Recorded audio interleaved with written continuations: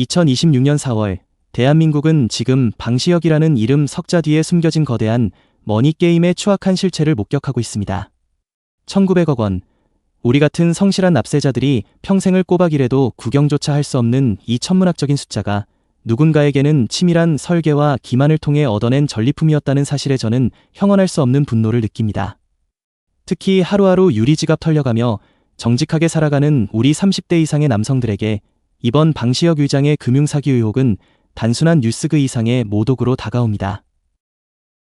가장 먼저 우리가 주목해야 할 지점은 2019년, 즉 하이브, 당시 빅히트가 상장하기 딱 1년 전으로 거슬러 올라갑니다.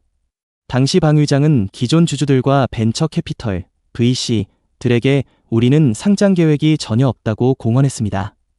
상장 계획이 없다는 말은 주식의 가치가 폭등할 기회가 없다는 뜻이고 결국 투자자들은 지금이라도 털고 나가자는 생각에 헐값의 주식을 팔게 됩니다. 그런데 여기서 기막힌 별표 뒷배 펀드 별표가 등장합니다. 방 의장은 투자자들에게 자신의 측근들, 즉 전직 사회이사들이 세운 특정 사모펀드의 주식을 넘기라고 종용했습니다. 여기서 제가 말하는 별표 전문가적 설계 별표의 진수가 드러납니다. 방 의장은 이 펀드와 비밀 계약을 맺었습니다. 나중에 상장하면 발생하는 수익의 30%를 내 몫으로 떼어 달라는 내용이었죠.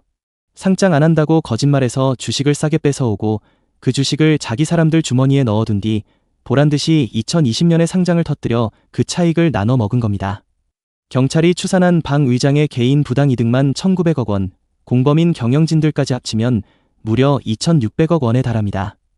이것은 운이 아니라 정보의 최상단에 있는 포식자가 개미 투자자들과 초기 파트너들의 신뢰를 사냥한 명백한 별표 기만극 별표입니다. 조사 과정 역시 우리를 허탈하게 만듭니다. 서울경찰청 금융범죄수사대가 17개월 동안 하이브 본사와 한국거래소를 샅샅이 뒤지고 방 의장을 5번이나 소환하며 수사망을 좁혀왔습니다. 자본시장법상 사기적 부정거래로 5억 원 이상의 이득을 취하면 최소 5년에서 최대 무기징역까지 가능한 중범죄입니다. 그런데 이 긴박한 상황에서 난데없이 별표 미 대사관 별표이 등장합니다. 2025년 8월부터 출국 금지 상태였던 방 의장을 위해 미 대사관이 직접 경찰에 편지를 보내 출국 금지를 풀어달라고 요청한 것입니다. BTS의 월드 투어를 지원해야 하고 미국의 독립기념일 행사에 참석해야 한다는 게 이유였습니다. 여러분, 이게 말이 됩니까? 대한민국 법치가 한 년의 기획사 수장의 비즈니스 일정 때문에 그것도 외교 경로를 무시한 미 대사관의 직접적인 개입으로 흔들리고 있습니다. 이것이야말로 제가 말하는 별표 권력의 카르텔 별표이자 특권층의 민낯입니다. 우리가 죄를 지으면 바로 포도리가 찾아오지만 수천억을 굴리는 의장님은 미 대사관이 나서서 미국 구경 좀 시켜달라며 길을 터주는 것이 2026년 대한민국의 현실입니다. 하지만 사법 시스템은 아직 죽지 않았습니다. 지난 4월 21일 구속영장 신청 소식이 전해지자마자 하이브의 주가는 곤두박질 쳤습니다. 한때 48만 원을 호가하던 목표 주가는 이제 40만 원 밑으로 내려앉았고 투자자들은 공포에 질려 탈출을 감행하고 있습니다. 방 의장은 투자자들이 먼저 제안한 구조다.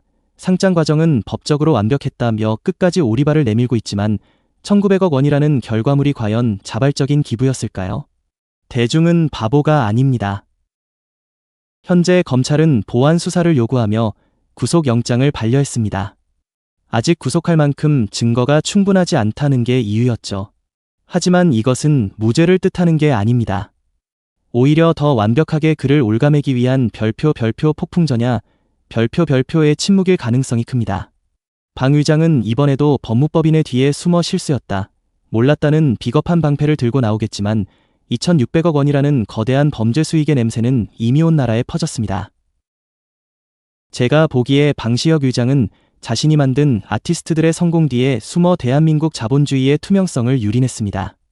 BTS가 전 세계에 한국의 위상을 높일 때 그들의 수장은 뒤에서 주가 조작에 가까운 설계로 자신의 배를 불리고 있었던 셈입니다. 이것은 아티스트들에 대한 배신이자 그들을 사랑한 팬들에 대한 기만입니다. 오늘의 한 줄 소감. 별표 1900억 원짜리 사기극의 끝은 화려한 미국 투어가 아니라 차가운 법정의 판결문이어야 한다. 별표 여러분은 이 거대한 금융 스캔들을 보며 어떤 생각을 하십니까? 과연 돈과 인맥으로 무장한 이 거물이 법망을 빠져나갈 수 있을까요? 아니면 이번이야말로 대한민국의 조세 정의와 자본시장의 공정성이 바로 서는 계기가 될까요? 댓글로 여러분의 날카로운 분석을 남겨주세요. 저는 더 가차없는 진실로 돌아오겠습니다. 지금까지 루시였습니다. 감사합니다.